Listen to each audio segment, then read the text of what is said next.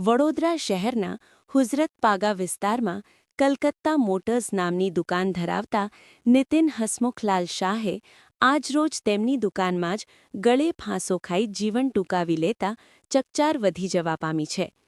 આ મામલે પોલીસને જાણ થતાં સ્થાનિક પોલીસ ઘટના સ્થળ પર પહોંચી હતી અને કાયદેસરની કાર્યવાહી કરી મૃતક નીતિન શાહનો મૃતદેહ પોસ્ટમોર્ટમ અર્થે સયાજી હોસ્પિટલ ખસેડ્યો હતો, જ્યાં મૃતકના ભાઈ દીપેશ શાહે વ્યાજખોરોના ત્રાસથી કંટાળીને તેમના ભાઈએ આ પગલું ભર્યું હોવાના ગંભીર આક્ષેપ કર્યા હતા। મીડિયા સમક્ષ તેઓએ વડોદરા શહેર પોલીસ કમિશનરને સમગ્ર મામલે કડક કાર્યવાહી કરવા માંગ કરી હતી। સાથે જ તેઓએ વ્યાજ માટે પઠાણી ઉઘરાણી કરતા તમામ લોકોના નામ પણ જાહેર કર્યા હતા।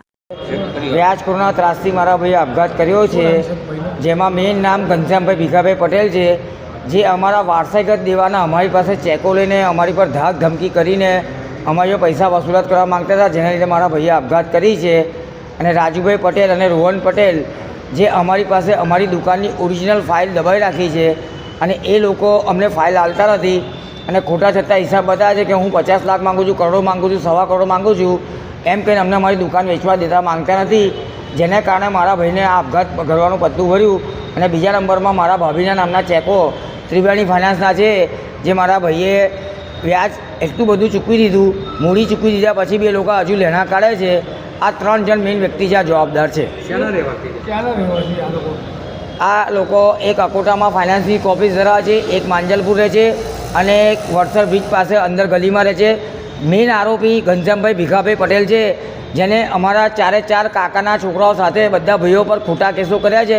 મિલકત આપવા છતાં બી વ્યાજનું વ્યાજ કાઢીને અમને લોકોને ખૂબ હેરાનગતિ કરી, જેના પગલે મારા ભાઈને આ સ્ટેપ લેવું પડ્યું। બસ આ બધાને જવાબદાર છે અને કમિશનરશ્રીને વિનંતી છે કે આ લોકો પર કડકમાં કડક એક્શન લેવામાં આવે, નમ્ર વિનંતી મારી। મારા ભાઈનું નામ નીતિન હસમુખલાલ શાહ, કેલોપ પિન્ટુ નામ છે એનું, કલકત્તા મોટર એસોસિએશનના માલિક મેઇન પિન્ટુભાઈ નીતિન હસમુખલાલ શાહ અને હું બીજો દીપેશ હસમુખલાલ શાહ। શું ડિમાન્ડ કરો છો પોલીસ વાળા? બસ કમિશનર સાહેબને એટલી વિનંતી છે કે આ વ્યાજખોરો પર જલ્દથી જલ્દ પગલાં લેવામાં આવે।